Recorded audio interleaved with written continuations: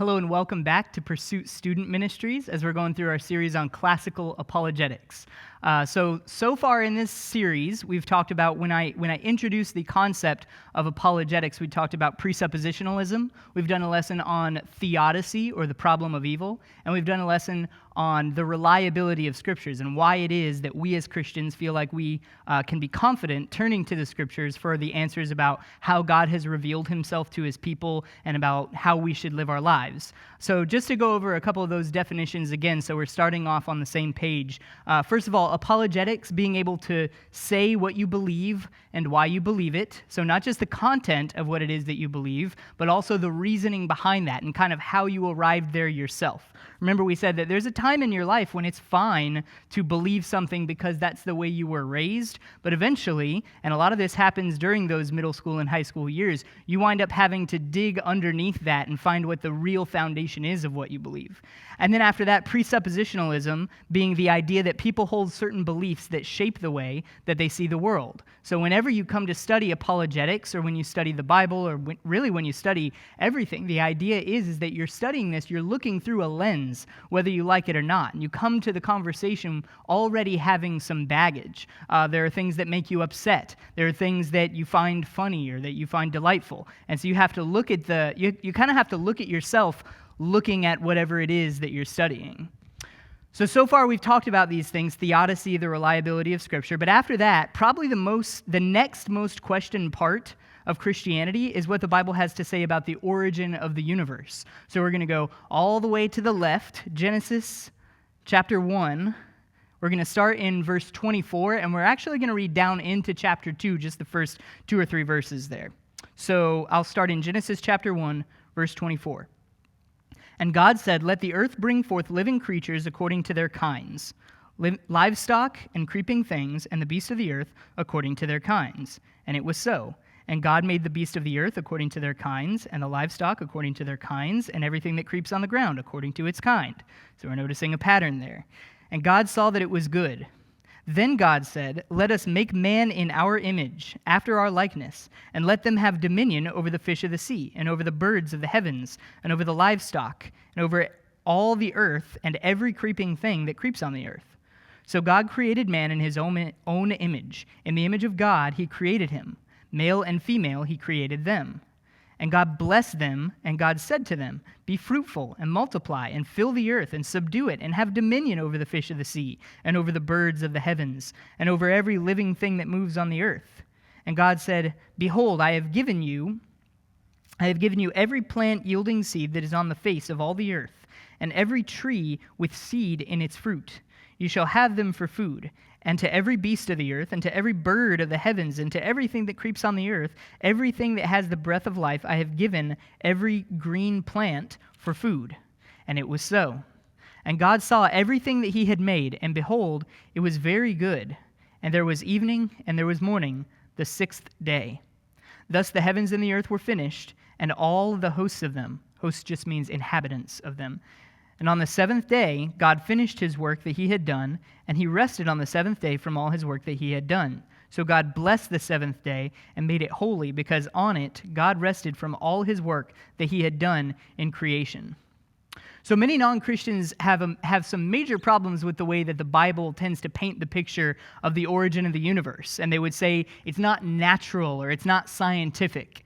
And I would say, yeah, you're right. It's not something that's natural, and it's not something that's scientific. I took some classes when I was in college on creation science. I went to a Christian college, and I've since then heard it put best that there's nothing scientific about creation. The Bible, when it tells us the story of creation, is not trying to paint for us some picture of a scientific explanation of how the earth was created. The very idea of God creating things out of nothing is ascientific. It goes against the ideas of science. But we would also say it's not natural, but that is okay for us because we are not naturalists. So the next definition that I have here is naturalism. Naturalism is the belief that everything happens based on natural causes alone, and that supernatural things do not even exist. okay? So how is it that we can take a posture that goes against that and yet still rely on the natural course of the world? Well, we would say God has created the laws of nature, right? So you have the laws of gravity. The laws, maybe if you're in high school, you're studying like gas pressure laws or heat laws like thermodynamics, some of those fancy things that you at least have to know what they are, even if you don't get too deep into exactly how they function. But these laws exist. And we as Christians would say that these laws were written, they were decided by God. So he has created these laws, but he can also function outside of those laws. So he is supernatural. He is above the laws of nature, and he can break those laws when he sees fit. So today we're just going to talk about specifically creation and the origin of the universe. But in the next lesson, we're going to talk about some of the other supernatural narratives that happen both in the Old Testament and also in the New Testament. So again, naturalism is the belief that everything that happens based on natural causes alone. And we would say, or I would say, that for the most part, everything that I interact with is natural. Okay, if I sit on a chair or if I, turn on my car or whatever, the laws that are governing those motions, the laws that are governing those actions are natural laws. Right? And there are Christians and there are even people in other religions who would say that there are times when a supernatural being or a supernatural force breaks those laws of nature. And they would attribute that to their God or to, maybe some supreme cosmic force that governs everything. But what I'm really trying to get at here is that we're not trying to pretend like everything that has ever happened is natural, okay? When you look at the universe as it exists, when you look at the way that these laws function, when you look at the way that time passes, if you were to look just inside the universe and try to find in there the reason that the universe exists or the answer to where it came from, you would not be able to find that answer within the universe. Because the very laws that we look at tell us that something outside of the universe or something beyond the laws of the universe had to have been in effect at some point for the thing to even exist. So I'm going to go ahead and point out some ridiculous claims that the Bible makes, because I understand that these are ridiculous. It is okay for a non-Christian to ridicule, to laugh at these things. That's what I mean when I say ridiculous, that these things are laughable. And Paul says to the Corinthians, he says, the whole system that we have is something that if you were to tell it to a non-believer, they would think that it's foolishness. They would laugh it off. So what are some of the big claims about the creation story that many non-Christians might have a problem with? Well, some supernatural, all-powerful being created everything that exists ex nihilo. So ex nihilo is a Latin phrase that just means he made it from nothing. And that's something that we know from just the laws of nature can't happen. You can't have nothing and then out of that nothing create something. So that winds up being, we'll talk about this again in a few moments, but that winds up being really the point of no return for naturalists. Next, how about this one? That nothing existed until about 6,000 to 10,000 years ago. That is a laughable claim to anyone who's not a Christian. The fact that the whole process took a mere 6 days to complete, so from the time God creates the very first thing that he creates, and you could say, well, he created the heavens and the earth first, or he created the light and separated the light from darkness first, the way that the narrative is written. But all of that, from that moment, the first moment of creation, all the way to where there was a completed, functioning world with an environment and an atmosphere and a solar system, all of those pieces in place took 6 days. That's hilarious, right? That's hysterical. And then finally, what about the idea that mankind was created fully formed out of dust? Again, these are not scientific explanations for how these things came about. There are other things that I could talk about. If you read Genesis 1, it talks about how plant life existed before the stars. And if you were to take a naturalistic worldview, especially when it comes to cosmology, the study of the universe and all that, it would say that stars are billions and billions and billions and billions of years old, and that they were some of the first things that came into existence. And then much later, you have planets forming, and then, water atmospheres that are forming on a few of those planets, and then on our planet at least, plant life that begins to emerge. And that's even way after single-celled organisms. So yeah, we believe some pretty ridiculous things, but remember, we're not naturalists. So we don't believe as Christians that naturally occurring scientific events are the only types of events that happen. We do believe that there are things that break these laws. And I just want to kind of take a moment to take an aside here and say that there are Christians who would read the Bible, and specifically, I'm very much specifically talking about the first 11 chapters of Genesis, and they would say that these chapters are not meant to be taken literally. They're Christians, and I would not say that these people are not Christians because they believe this, but there are people who would say, look, I follow Jesus. I believe that Jesus is the true Messiah. I believe that he died and then he stopped being dead. So I believe in supernatural things happen. But when I read Genesis 1 through 11, which is the creation story, the story of Cain and Abel, the flood story, the story of the Tower of Babel, up until about that point, that these things are not meant to be read literally, but might be parables. For example, Jesus says, a certain man went out into a field to sow, to plant seed, and then he, some of it fell on the sidewalk, and the birds ate it, and then so. And the thing is, Jesus, when he's telling that story, he's not trying to relate to you a specific historical event that happened. He's trying to prove a point. And so there are Christians, and I would say even true Christians, who would say that these things are supposed to be read like parables because they tell us truths that are way deeper than just scientific truths. Truths that are way deeper than, how birds came to exist or how plant life came to exist. But rather they tell us the fact that both men and women are both created in the image of God and having the dignity of being image bearers of God. These passages tell us that mankind is created with dominion over the earth. That means that the earth is ours to treat well, but to do with as we please. And then in the story of the flood, you hear about God's wrath. And in the story of Cain and Abel, you hear about human competition and jealousy and things like that. So there are people, again, this is all kind of an aside over here that I'm just kind of letting you know that it is possible, I would say, to be a true Christian without holding that these things literally happened. Okay? So when people try to use this as a way to totally refute the Christian doctrine, I don't think that's a good place for an atheist to start. I think, maybe you want to have that conversation, but if you're an atheist and you're watching these videos, I don't think that that's the best place for you to start making your case against Christianity, because a lot of Christians don't view that story as being perfectly central to our gospel, what it is that we believe God wants from us and that God is doing with his people throughout history. Okay?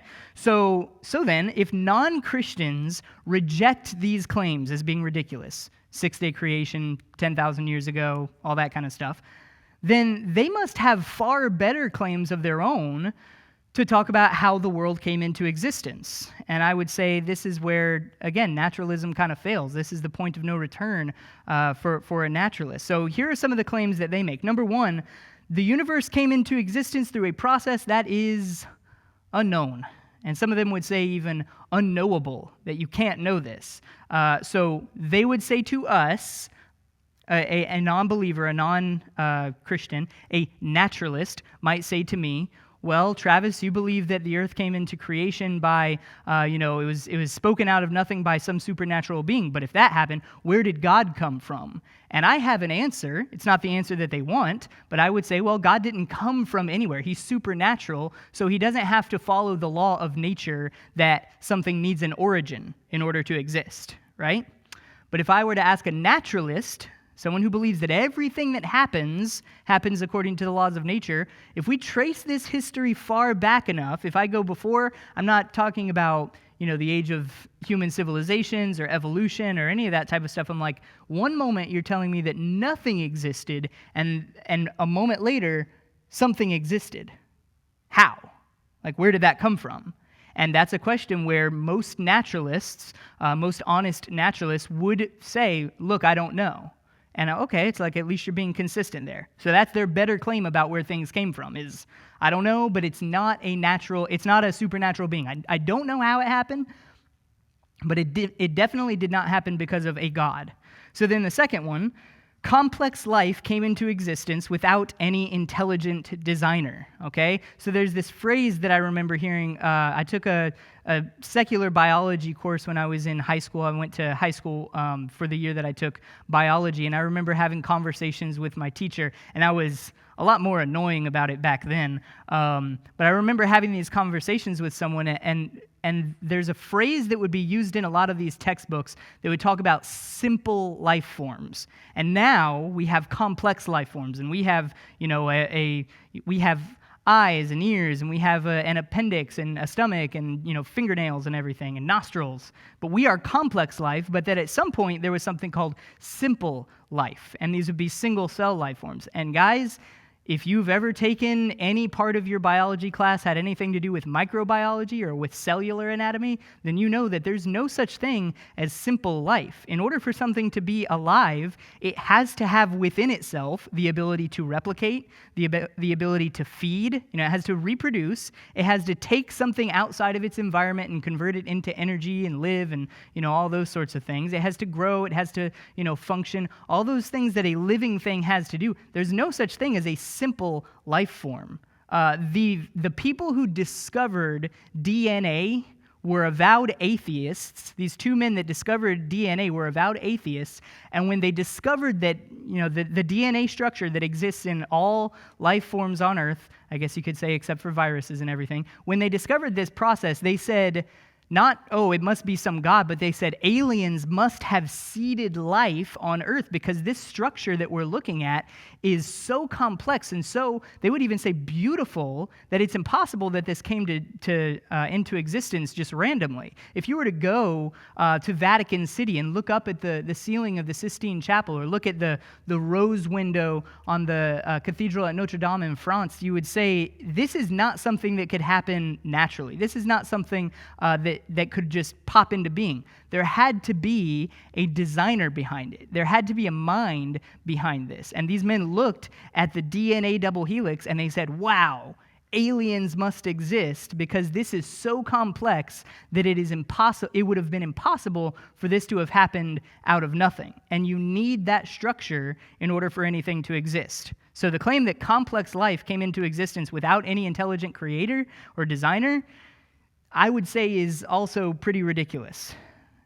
Number 3, unguided processes randomly brought about the world that we see it today. And I guess I might be stretching the use of that word unguided. If you're going to read Darwin's The Origin of Species, it talks about random mutation and natural selection, so survival of the fittest. And so they would say, well, it's not random or it's not unguided because whatever suits existence best will survive. And if there's anything that's inferior, then that is something that will be wiped out. Other creatures will outcompete it for food. There is a great book that when I first bought it, I could only understand about 10% of it, and then the last time I read it, I might have been able to understand about 20% of it. It's called Darwin's Black Box, and it talks about the fact this kind of goes back to the last point that I made about simple life and complex life. There's a point that a lot of evolutionists would make, or let me back up even further. There's a point that some Christians would make that say, an eyeball is so specific and so perfectly created that all of its parts have to exist before any of it can function. And so there are evolutionists who would say, okay, well, that's a fine, analogy, but what if this thing kind of developed over time? And we can feel heat on our skin, or even a cell, even a single cell, or a very basic multicellular organism can feel heat. So maybe that heat-sensitive skin developed a light-sensitive spot, and then there, maybe some sort of opening of the cell membrane so that it was exposed to the light, and then maybe there could be some aqueous kind of sac that was full of fluid, and then maybe a lens. All of these things taking place, millions and millions of years apart. And the writer of the book points out that the things that are being described there aren't small changes. Each one of those individual changes itself would It would be necessary for all types of different, proteins and molecules and things to exist for any one of those things to happen, and they would all have to happen in the correct order, and they would all have to happen against all laws of mathematics, okay? I would say that some of the best arguments against naturalism are just mathematical arguments. And you can go online and you can look up videos about the mathematical improbability of any type of life existing just randomly, without any mind behind it. Maybe you've heard the example of all these monkeys that are typing randomly at typewriters. Eventually, one of them will produce the complete works of Shakespeare in correct order, correct punctuation, with all the spaces and everything between. That's not really how mathematics works. If you want to talk about randomization, that's a conversation that we might have at another time. But the laws of mathematics, there's not enough stuff in the universe and not enough space in the universe to allow for even the most simple life forms to have come into existence randomly, okay? Because remember, there's no such thing as simple life. If it's alive, it's complex. So then number 4, and this is one that I don't know if ridiculous is the right word, but it's kind of troubling. This is a troubling claim that non-Christians or naturalists would make, and they would say that there's no ultimate purpose or meaning to our existence. And if you were to ask a naturalist about this, they might just be open with you and say, yeah, that's absolutely true. I believe that there's no absolute ultimate meaning for us on earth. But there is, and then they would break out this fancy word, proximate meaning. So proximate means close. If you're, it's approximately 6 gallons or whatever, it's close. Or maybe, if you think of a proximity mine or a proximity bomb, it's something that blows up whenever someone gets close to it, right? So there's proximate meaning. So what is the meaning of life? Well, the meaning of life for me is to, be a good husband. And the meaning of life for me is for me to, to decrease the amount of pain that there is in the world. Or the meaning of life for me is to, become an Olympic athlete or to become a published author or whatever it is. But if you don't have ultimate meaning, then that proximate meaning or that felt meaning really falls short. Because the whole idea behind naturalism, or one of the arguments against naturalism as a functioning worldview, is, look, if the sun's going to blow up eventually and just take all of us with it, and, even if we escape Earth and we go out to other planets, eventually this whole universe is going to wind down and it's going to run out of energy. And, whatever happens, this human experiment is not going to last forever. So what's the point of any of it? And people would say, well, there isn't one, but I still want to be a good husband. It's like, fine, if you're admitting that that's really all that you have to live for, and that's enough for you to, continue your life, it at least functions for you, but you can't build a civilization that functions like that. You can't tell the world, you can't tell all human beings that that's the truth, because eventually you get people who have no respect for human life, and as such, they go on these killing sprees. And there's nothing that I could say to that person if they honestly do not believe in the value of human life, because they believe that we are just bags of chemicals, bags of protoplasm that have no ultimate creator. There's no one expecting anything of us. We just exist, and then eventually we won't exist, okay? So we've come to our portion that talks about, well, what does the Bible say?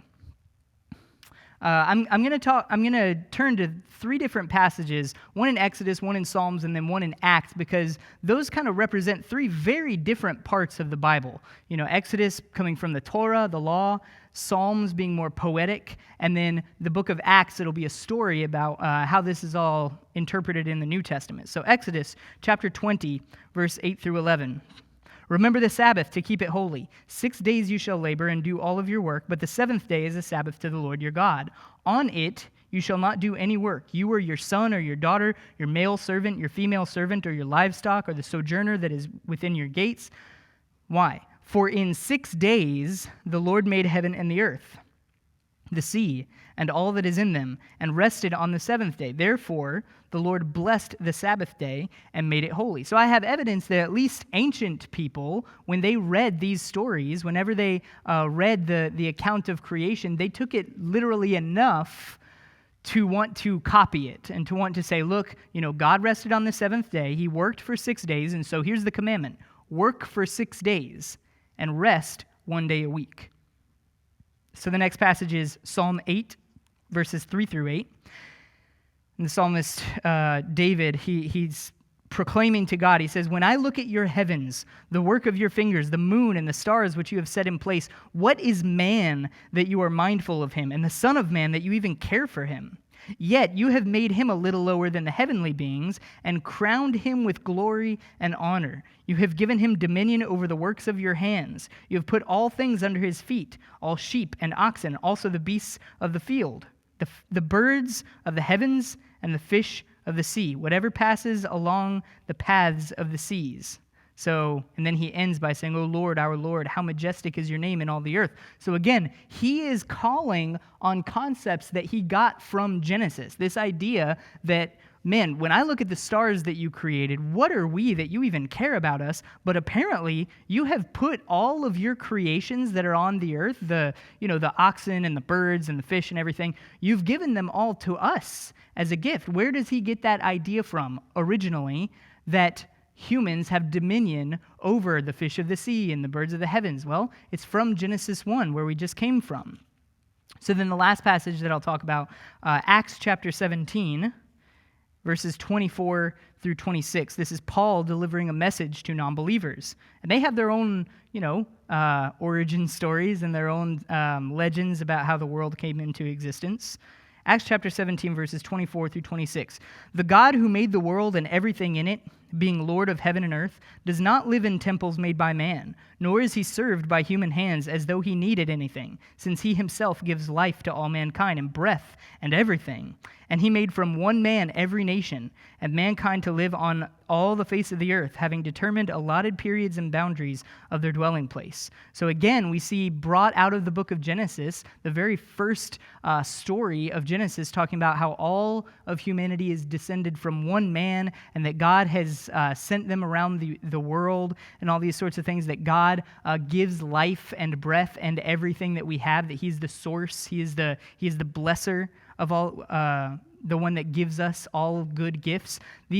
All of these writers, from Moses writing in the book of Exodus, to David writing in the book of Psalms, to Paul preaching, and later Luke writing about him preaching, in the book of Acts, we see that all of these people go back to the book of Genesis. And something else that I'll go ahead and point out, they're not making scientific arguments there. They're not making scientific arguments for the origin of the world, but what they're doing is they're pointing out even deeper truths about who we are, about where we've come from, about why we exist, about how the earth is underneath our dominion, about how God is the giver of life and breath and all good things. So I would say that, yeah, we need to treat the creation narrative and the supernatural narratives of the Bible with integrity, but a lot of times we focus on trying to pull out scientific information from it, when in the reality, the Bible wasn't given to us as a science textbook. The Bible wasn't even given to us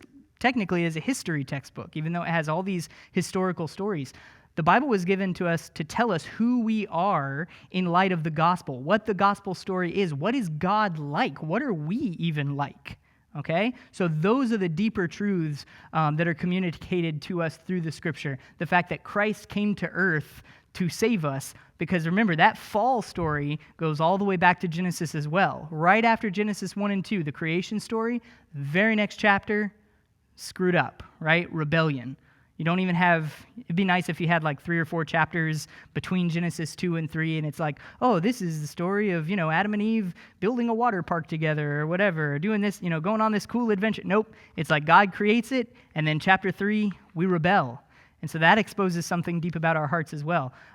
So this might not have felt like the most encouraging lesson, but remember, one of the things that we're here to do is to learn how it is that we're supposed to be thinking about these things. What does the Bible say? Do I believe it? And why do I believe it, if I do?